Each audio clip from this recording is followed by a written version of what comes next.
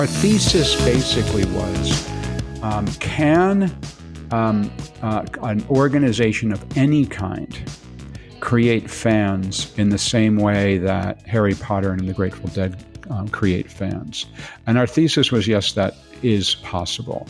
So that was how we started, and then we just looked and we found examples of all kinds of organizations that have done that. Aloha, and welcome to another episode of Groundswell Marketing Podcast, where I connect you to outstanding humans and sustainable ideas. I'm your host, Scott Martin, and today I have the one, the only David Meerman Scott. He's a world-renowned speaker, author, and marketing titan. He's written several books, and his most recent book is called Fanocracy, Turning Fans into Customers and Customers into Fans. And he describes how passionate fans can be this really powerful marketing force in the world that is far beyond anything that people have seen. And it's not just for fans for sporting teams. He gives some really real examples of how anyone can apply this in their business. So it's time to catch another incoming wave of unique insights, in-depth stories, and impactful ideas. Let's paddle in.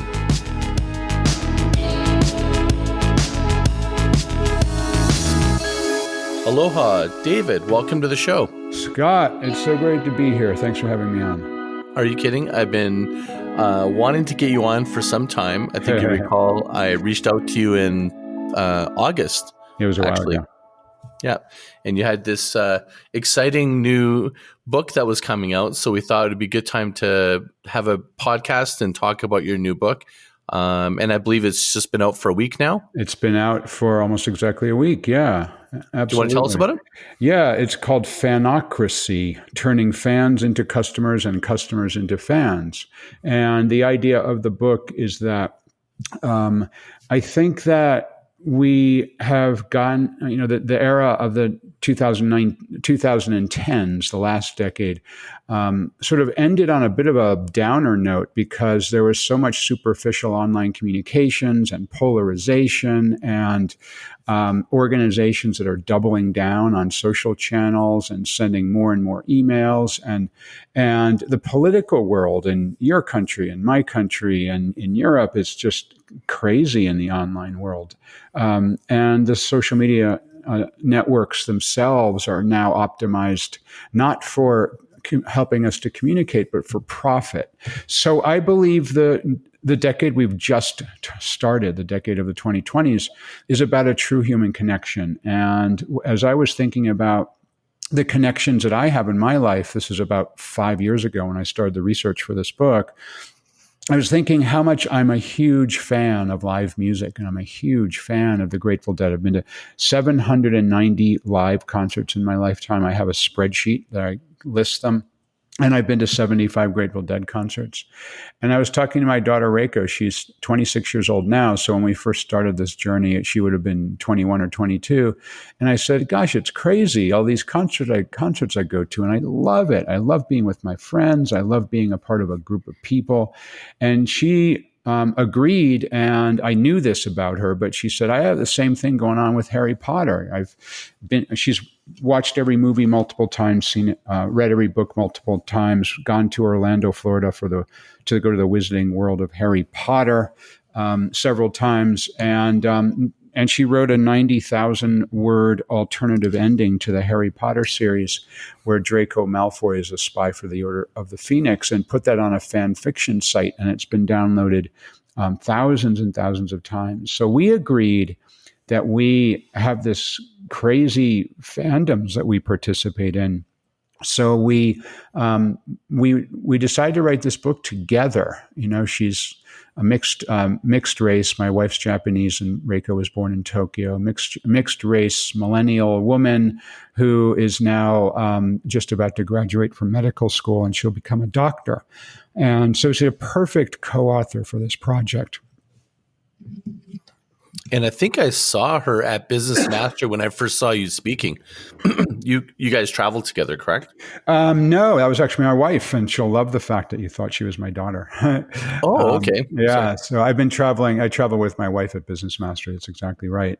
Okay. And so, Reiko and I, my daughter and I, our thesis basically was, can an organization of any kind create fans in the same way that Harry Potter and the Grateful Dead create fans.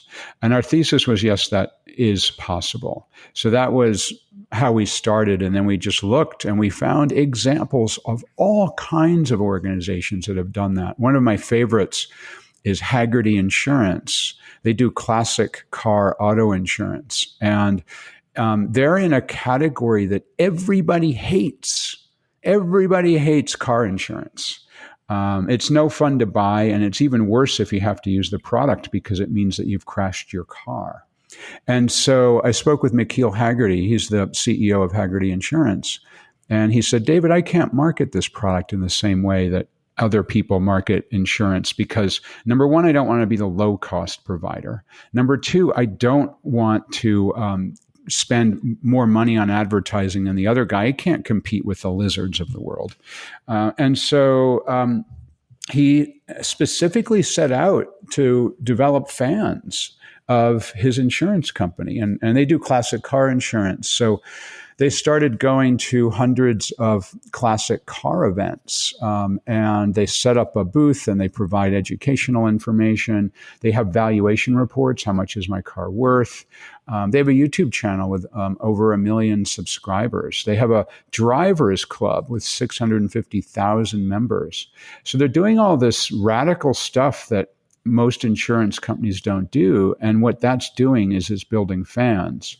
And McKeel Haggerty, the entrepreneurial founder of the company, said that they're now the largest classic car insurance company in the whole world, and they're going to grow by 200,000 new customers this year. So, and they built it all on fandom, on fans, on people who are fans of classic cars and turning them into fans of Haggerty Insurance. I love that you started with an arresting example, because I was going to ask you, like, when people think of fan, they think of sporting teams or your typical brands. And like, I don't know how that relates to me in business, but you nailed it. I mean, is there a lot of examples of companies that are outside of what you would consider building this sort of fan strategy that can help people really realize that they can do this no matter the size of business? Oh, absolutely. 100%. You know, we found examples of business to business companies, enterprise software companies, government agencies, nonprofit organizations, consumer brands, commodity products, doctors, dentists. I mean, we found examples of all kinds of organizations and ideas and people who've been able to build fans. In fact, just yesterday, my daughter Reiko and I did a book launch event here in the Boston area where we live. And my daughter is now newly married, and she's finishing up her medical school years at Boston University School of Medicine. And she grew up in the suburbs of Boston where my wife and I still live. So we both live in Boston, but we've got our own places. And we did our book launch event at Brookline Booksmith. It's an independent bookstore in the Boston area. And they are growing like freaking crazy. They just took 5,000 more square feet of space. And they're going to double the size of their store. They've got something like 40 employees. They do 300 book events a year. And we were one of the early ones for the year 2020 when we did our event yesterday. And they have a huge fan base. Now, what's interesting about Brookline Booksmith, they're an independent bookstore. And people predicted the death of independent bookstores a decade ago because of Amazon. And yes, you can buy a book cheaper at Amazon. That's true. But you can't have the human connection that you can have at an independent bookstore where you can go practically every night of the week and hear a different author speak. You can have conversations with other customers who love to hang out at the store. You can ask the professional staff for recommendations based on what you like. What other books would you like? And it's just a different experience than the Amazon algorithm that does the same thing. Or push the button and your book shows up tomorrow or even same day in some cities.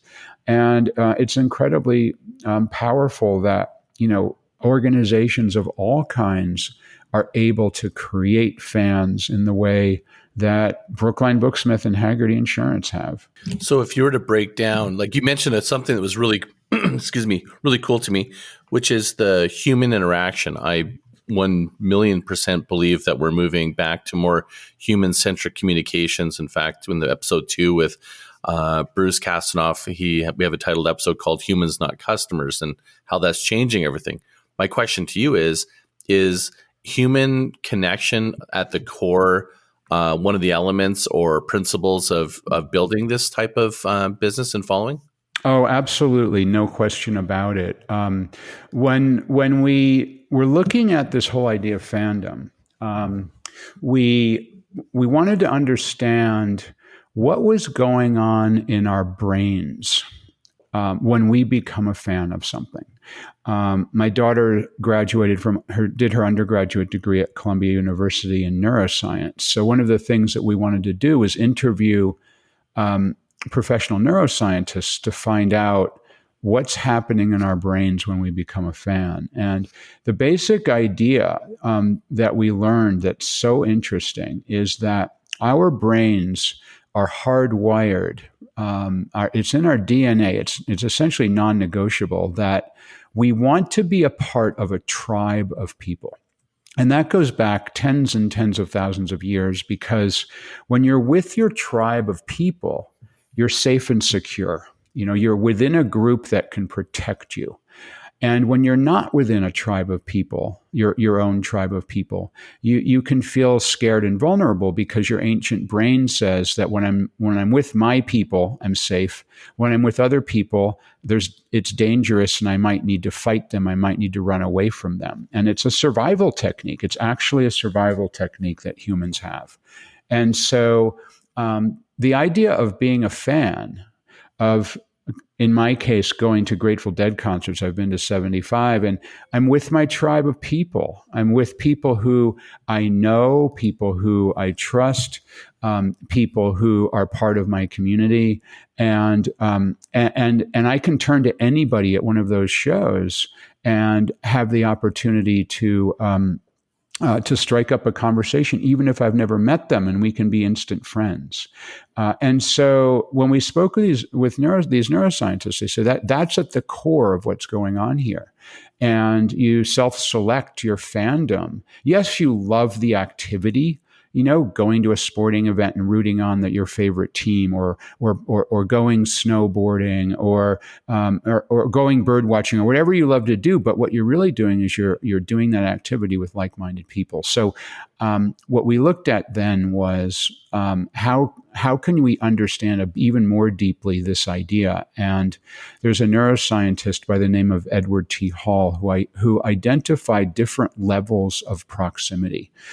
And the main levels of proximity are public space, which is further than 20 feet away, and then social space, which is about 20 feet to about 4 feet away, and then personal space, which is 4 feet or closer. And so our brains, when we see other human beings in our public space further than 20 feet away, we do not track those people. We know they're there, but we don't.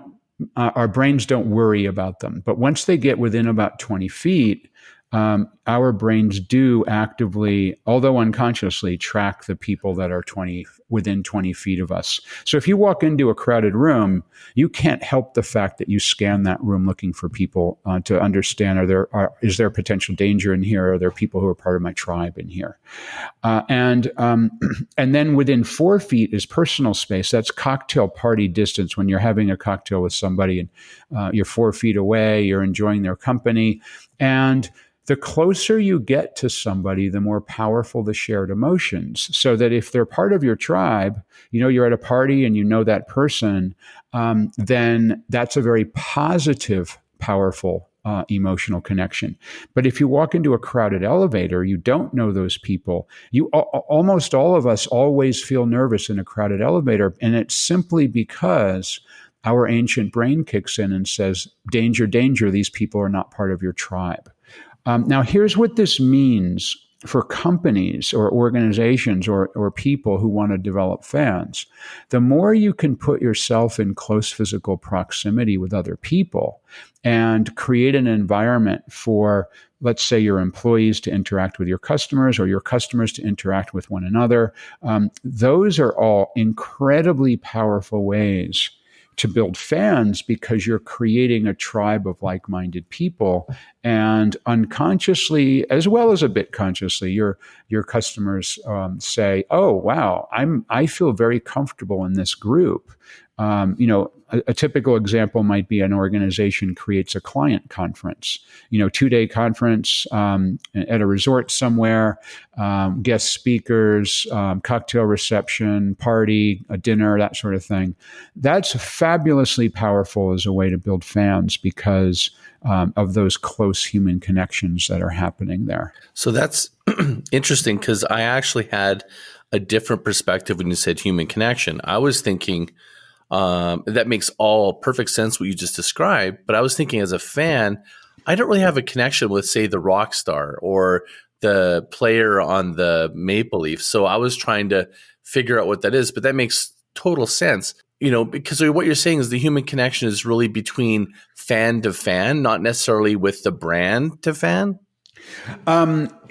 Yes and yes. Both of those things can be powerful. So I was just describing between fan to fan. So me at a Grateful Dead concert, or you at a hockey game. But there's also the idea of another concept of neuroscience that it can explain how you can have a connection to a specific hockey player, or how you can have a connection to a rock star, someone you've never actually met. And that's the concept of mirror neurons. And it's another neuroscience aspect of fandom that we found to be fascinating and wrote extensively about in the book with a number of really cool examples of it. And so mirror neurons are the part of our brains that fire when we see or even hear somebody doing something. Our brain fires as if we are doing that activity ourselves. So let me demonstrate that for you. If you were able to see me, this would be even more powerful, but I think you're going to get the idea. I now have a lemon in my hand. I also have a slice of lemon in my hand. And I'm going to take a little bite out of this slice of lemon. And oh my gosh, it's so powerful. And my eyes close, and my eyes are actually even tearing just a little bit. And my mouth puckers up and my saliva glands are doing their thing. That powerful tart taste of a lemon is making my brain fire like mad. And I would suggest, Scott, that your brain is firing too, and you're probably tasting a little bit of lemon as well. It is. I feel in the back of my jaw that sort of, I don't know, like you're wincing. Yeah. Isn't that? And it's weird. And I would think, and anybody listening in, I'm sure, is having that same reaction simply by me talking about biting into a lemon. And it's even more powerful if you had seen me with the lemon in my hand.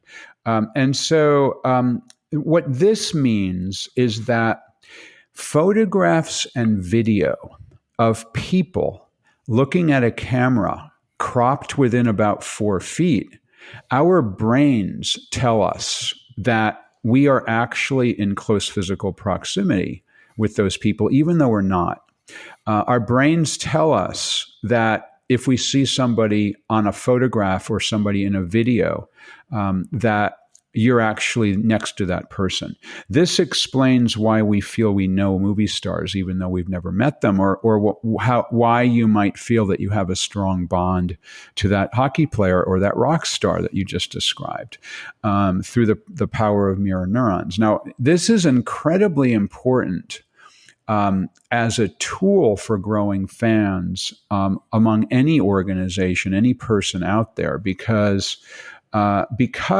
if you can use video and photographs effectively, you can essentially have people's brains through mirror neurons feel as though you're in their personal space if you use video cropped in that way and photographs cropped in that way.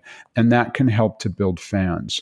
This actually also explains the power of the humble selfie, because people dismiss the selfie as frivolous and for kids. But in fact, a selfie, because it's typically shot your arm is 4 feet, you're looking at the camera, you're often smiling.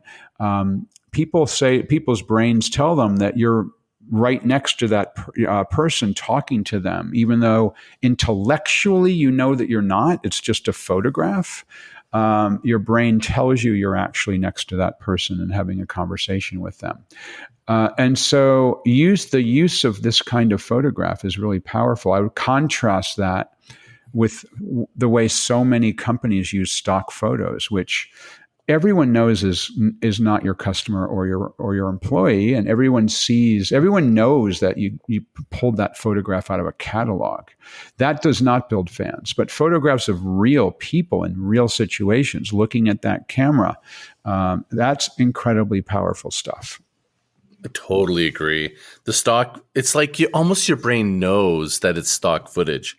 It's like, even if you've never seen the image, you just know it's not real. I don't know why.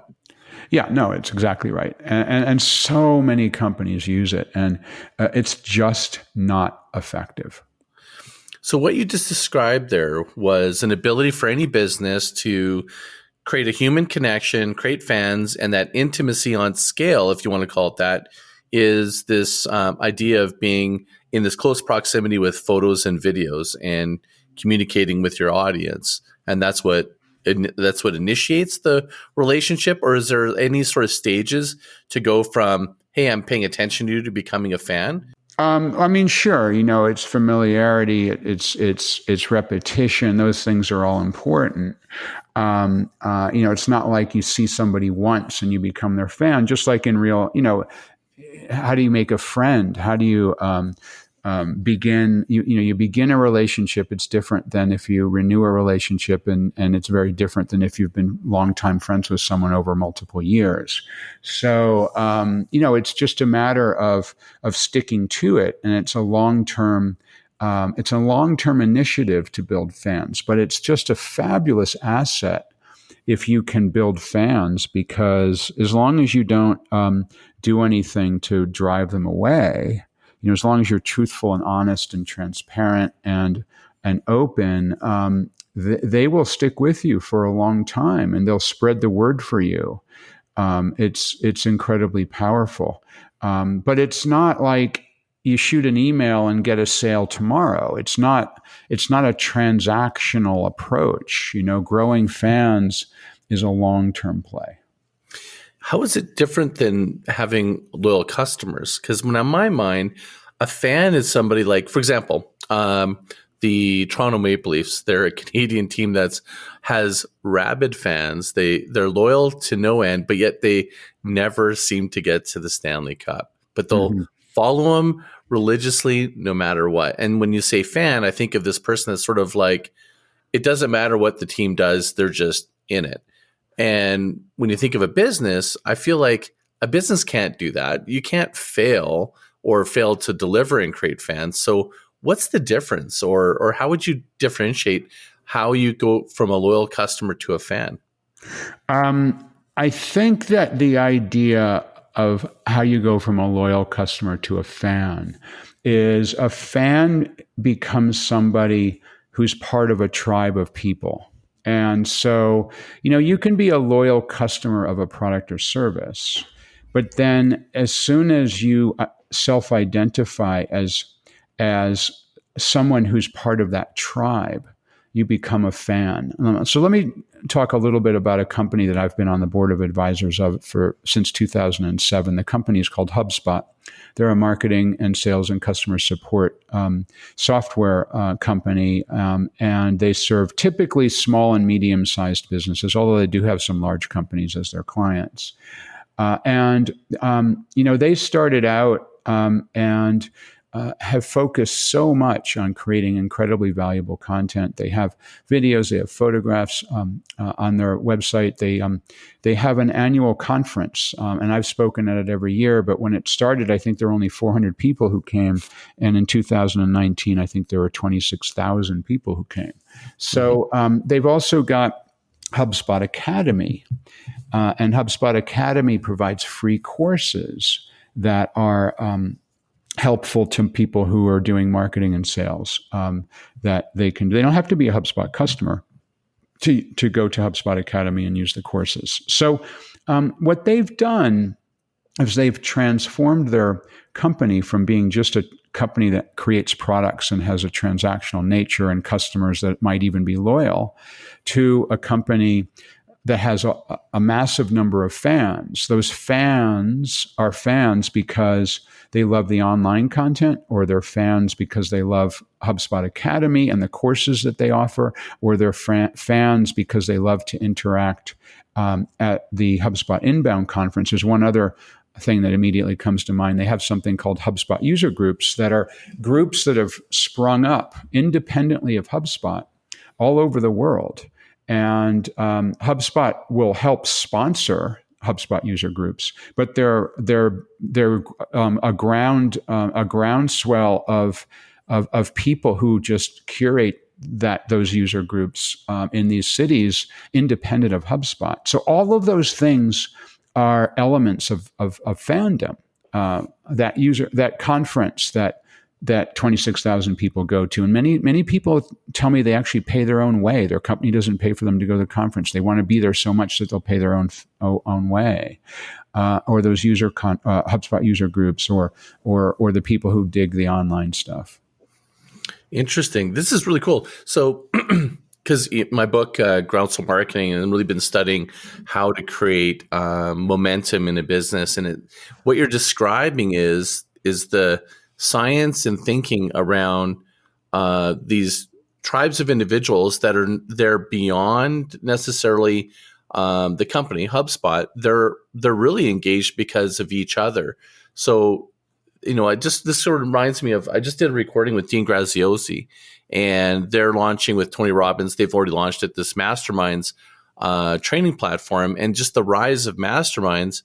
I'm just wondering if that's actually another component that you're describing of these coaches that are doing these masterminds, is the additional value. And the reason this is growing so fast is not just the fact that they're learning faster, but the relationships that they're building in those masterminds and in these environments.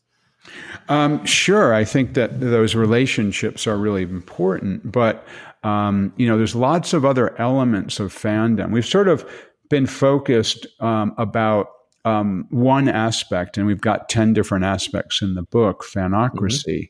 The aspect we've been focused on is the both physical in-person human connection, as well as the virtual, using Neurons, photographs and video connection. But there's a lot of other elements to it, and you actually just hit on one, and I want to riff on it for a little bit. Please. It's the idea that to develop fans, you need to be prepared to let go of your creations. What I mean by let go of your creations is, what we found is that the organizations that are best able to develop fans are the ones that recognize that once you put your product or service out into the world, it no longer belongs to you. It belongs to the fans.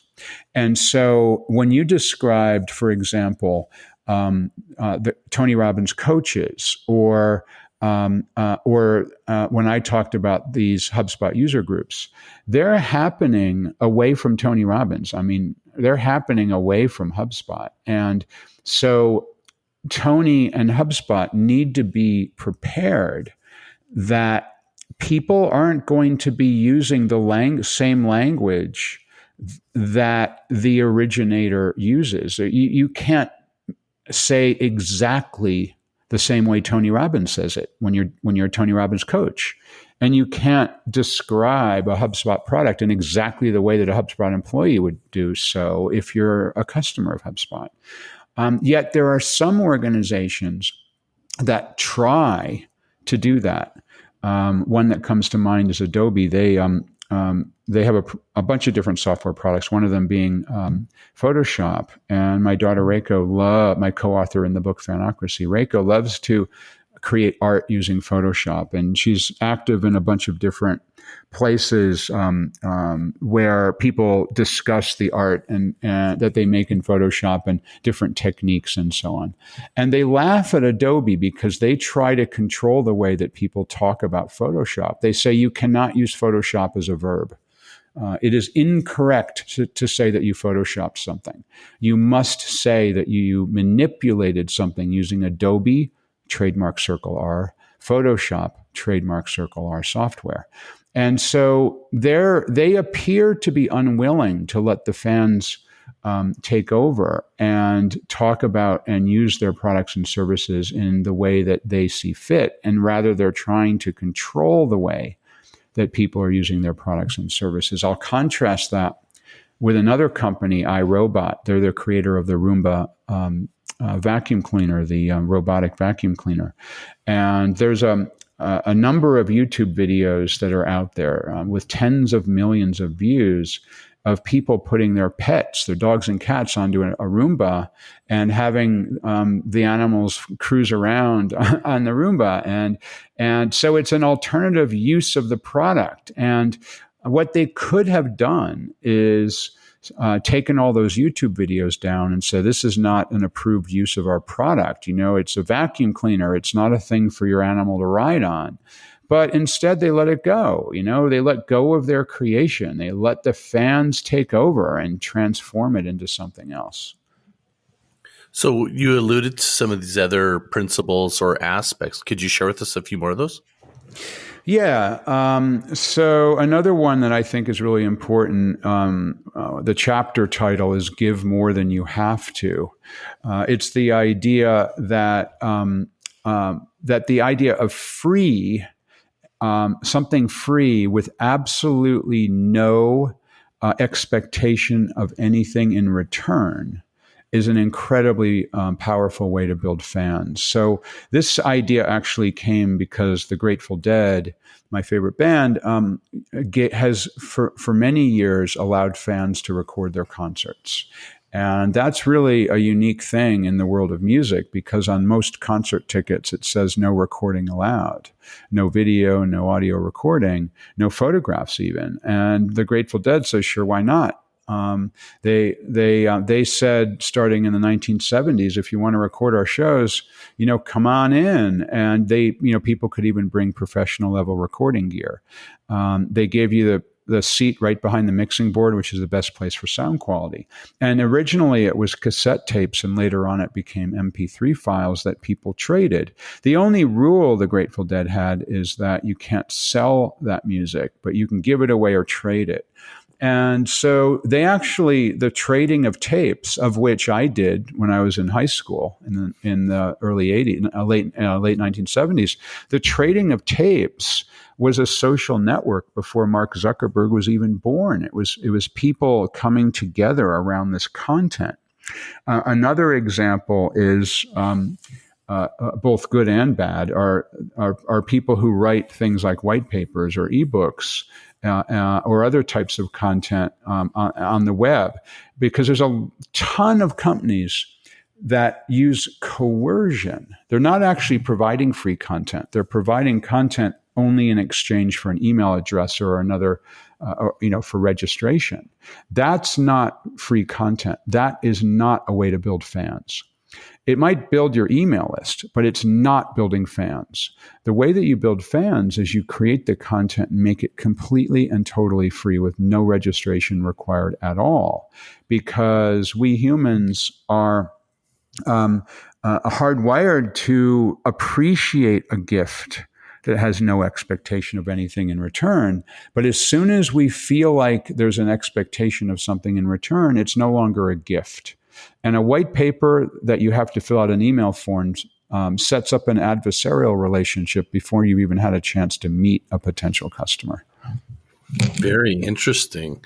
So like that to me is how I think there's like a shift in marketing. It's from moving away from this gated content and I don't know if I would call it unscrupulous, but just, really forcing people to do something to get something. And what you're saying is these examples are open up, your content, your thinking, your products, your services, and what'll come out of that is people feel obliged and almost in new creative ways that they're going to connect. Like you think of the Grateful Dead, I kind of think of it like baseball cards. Like it's just a great way to connect and amplify your brand.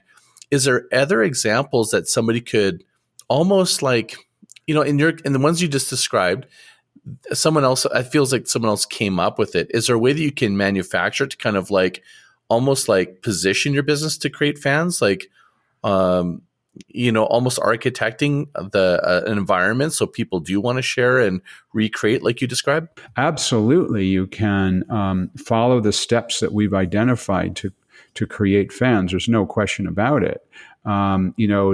Let go of your creations is one element. The idea of get closer to your customers, both physically and through photographs and videos using Neurons is one element of that. Giving away things for free is another element for that. There's no question that there are steps that any organization can do to optimize the number of people who will potentially become fans. Most companies aren't doing these things. They might be doing one or two, but very few companies that we found that are just absolutely focused on building fans, because most businesses are focused on a transactional basis, right? They got to make the quarterly numbers. They have to make the sales quota. They have to, the marketers have to have so many numbers of leads every month. And they have to have this particular sales number coming in every month. And all of those things are essentially the opposite of building fans, because as soon as you get into that transactional nature, you force yourself to do the sorts of things that aren't really conducive to building fans. So I think that it's a different approach to business when you're focused not on the short-term transaction, but you're focused instead on the long-term relationship with the customer. One idea that just came to mind when you described that of someone who's created this is the movie Straight Outta Compton. They had a generator where you could actually fill in straight out of whatever you wanted, like, and I actually made one that was like straight out of Calgary, the town that I'm from. So that was a way for them to kind of like allow you to insert yourself into their brand. I think that's what you're referring to, correct? Yeah, sure. That's an element. Like an element. Yeah, sure.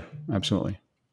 So where do you see this going next? So you're building fans, and how do you turn them into customers? So people are naturally gravitated to these kinds of businesses. And, you're going to, if you create fans first, you're going to have a way more fans than you have customers. So, going back to HubSpot as an example, they have millions of people who follow them, but they've only got like 60. I think the number is roughly 60,000 customers now.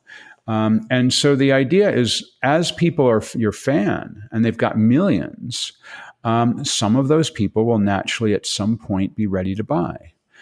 And so you just develop that, and that works as a really great way. And this, of course, is in the case of business-to-business software. But if you're growing fans and you're a sports team, which we've talked about a couple of times, or you're a rock band, which we've talked about a couple of times, maybe people will consume your free content first. They'll watch the game on the web, or they'll listen to the music on Spotify. And then sooner or later, I want to buy a ticket. I want to go to the live concert. I want to go to the live event. I want to go to see the team play. And so the fan turns into the customer because of the thing that they experience as a fan.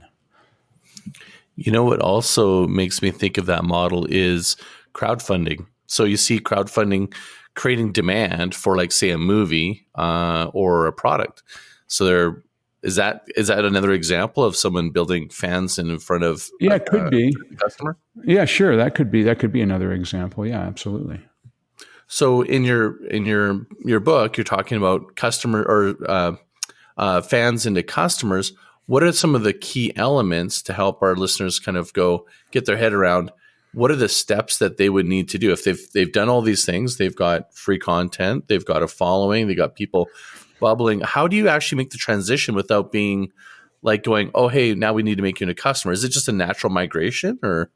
I think you have to assume it to be a natural migration because, once you say, how do you do it? That turns into something that's of a transactional nature. So in the book, what we talk about is if you set up all the things we talk about, or the majority of the things that we talk about, you are going to be incredibly well positioned to develop fans. But that's not going to develop, double-digit growth tomorrow. It's going to take some time for that to happen. One of the things that we found that was really, really interesting is about passion. And maybe we can leave the conversation with this particular topic. It's, I think, a good one to end on, this idea of passion. We found so many people who are incredibly passionate about the things that they love to do in their personal life. I've already said it a bunch of times, but for me, it's going to live music concerts. I also love to surf, and those are the things that I'm also incredibly passionate about. The Apollo Lunar Program. I mentioned earlier, my daughter Reiko is incredibly passionate about Harry Potter. These are the things that we're passionate about, and so these things. This idea that we're passionate is absolutely infectious. What I mean by that is when you share the things that you love with other people, even if they don't love that thing as well, people are naturally gravitated to you. That passion is infectious. As an example, we ran across a dentist. His name is Dr. John Marashi, and Dr. Marashi is a dentist in the Los Angeles area. And in Los Angeles, it's really a crowded market as a dentist. There's thousands of dentists. If you go to Google and you type in dentist, you get so many people that pop up. So trying to compete in that market is really tough. But and Dr. Marashi, though, interestingly, loves to wear bow ties. Dr. Marashi, even more interestingly, loves to skateboard.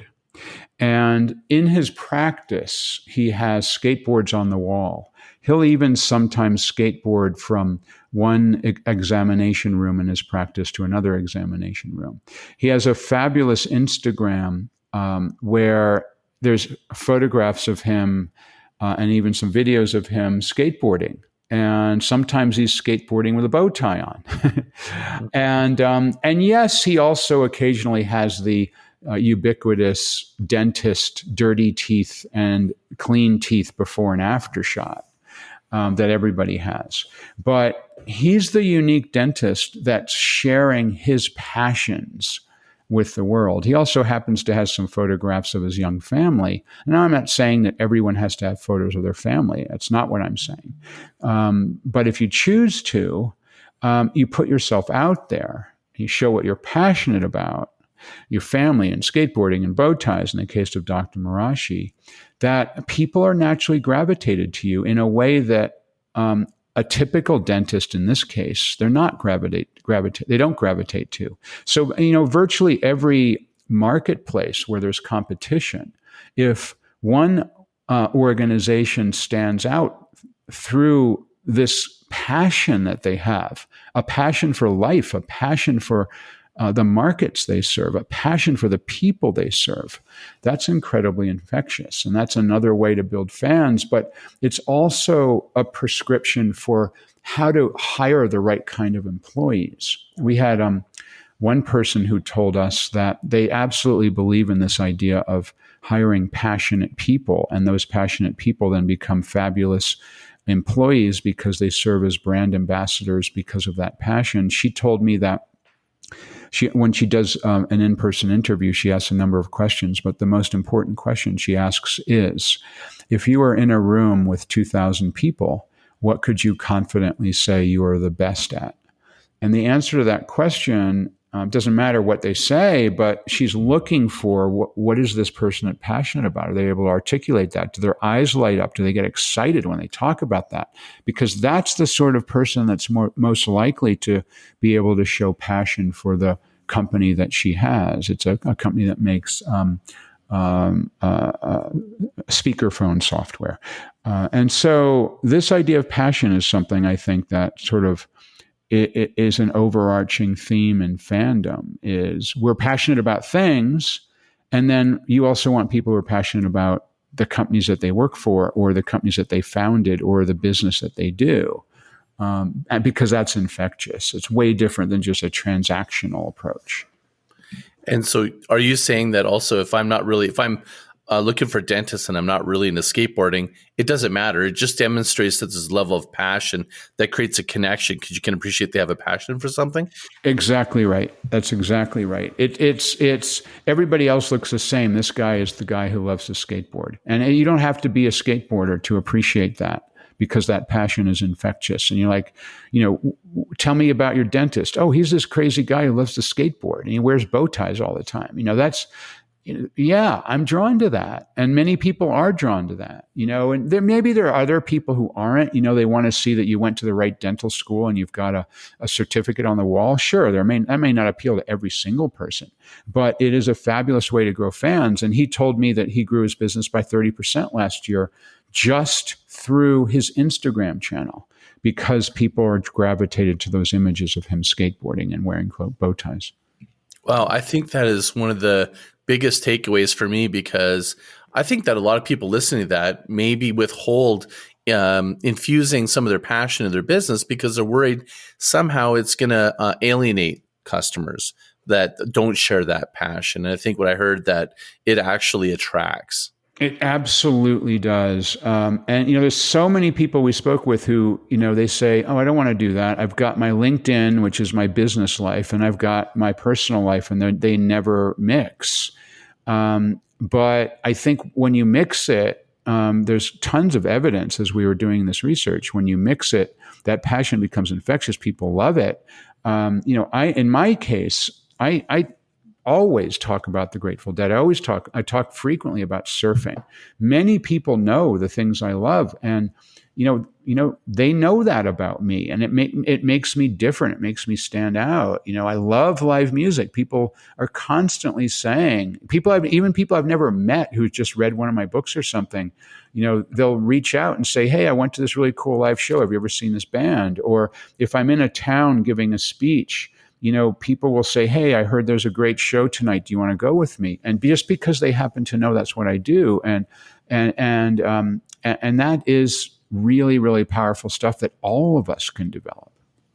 Yeah, it sounds like passion is like a great way to convey storytelling, which helps you remember the person that highlights your unique point of difference. Because when I heard you speaking the first time at Business Mastery, I completely remember you talking about your in-depth interest in live music and Grateful Dead, and that always stuck with me.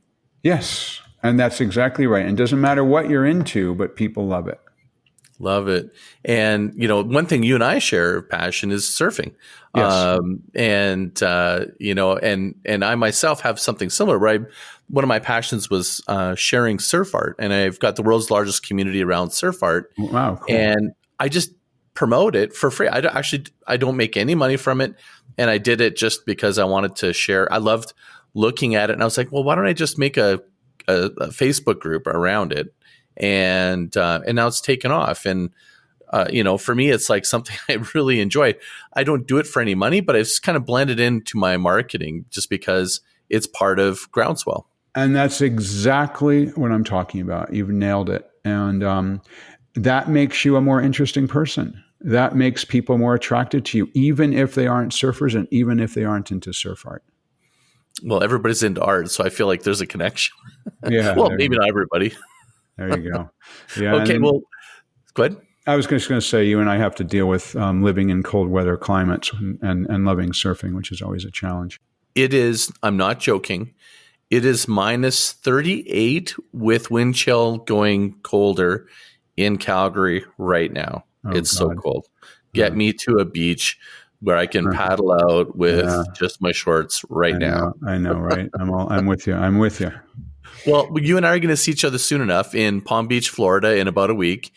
And I'm looking forward to getting to the warmer weather, as I'm sure you are as well. Is there anything you want to do a quick wrap up? Anything you wanted to share with us? And behind that, just where they can follow you, find you, and get more information? We've got a great website at www.fanocracy.com. On the social networks, I am DM Scott. That's DMSCOTT. And finally, this is fun to do. Creating fans is fun to do. It's not like a typical, I've got to do marketing kind of thing. And I just encourage people to jump onto this idea, because the decade of the 2020s is not about, I believe, not about transactional marketing, transactional sales. It's about growing fans. Thank you so much for being on the show, David. Cool. We'll see each other soon. Absolutely. Thank you, everyone, for tuning in. I mean, what a great episode to have David join us. I mean, he's a legend in marketing, and read any of the books that he's got. He's got some free resources on his site as well that you should grab. Until next time, please leave some stars on iTunes and email me, Scott@groundswell.marketing. And until next time, mahalo.